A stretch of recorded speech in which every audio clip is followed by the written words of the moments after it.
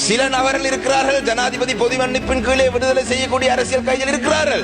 சிலர் 30 ஆண்டுகள் தொடர்ச்சியாக சிறையில் இருந்திருக்கிறார்கள். தமிழ் அரசியல் கைதிகள் என்று சொல்லி சொன்னால் தான் எதிர்பார்க்கும் அரசியல் காரணங்களுக்காக ஒருவர் ஒரு போராட்டத்தில் ஈடுபட்டால் அவர்களுக்கான அவர்களே அரசியல் கைதிகள் என்று தான் கருதப்படும். இது பல உலக நாடுகளிலே இது வரலாறுலே நாங்கள் காணக்கூடியதாக இருக்காங்க. சிலர் 30 ஆண்டுகள் தொடர்ச்சியாக சிறையில் இருந்திருக்கிறார்கள். இதிலே இந்த அரசியல் கைதிகளிலே ஒரு 6 பேர் மட்டிலே 6 தொடக்கம் 8 பேர் வரைக்கும் ஜனாதிபதி நினைத்தால் நாளைய தினம் பொது மன்னிப்பு வழங்கு. அண்மையிலே நான் இந்த பாராளுமன்றத்தில் இந்த கேள்வி எழுப்பியதுக்கு பிற்பாடு வெசாக் பண்டிகைக்காக 61 சிறை கைதிகளை ஜனாதிபதி விடுவித்திருந்தார். ஜனாதிபதி நினைத்திருந்தால் அந்த அரசு நீண்ட காலம் 30 ஆண்டுகள் சிறையில் இருந்தவர்களை ஜனாதிபதி இந்த வெசாக் பண்டிகையோடு சேர்த்து அவர்களை விடுதலை செய்திருக்கலாம். ஆனால் அவ்வாறு செய்யவில்லை.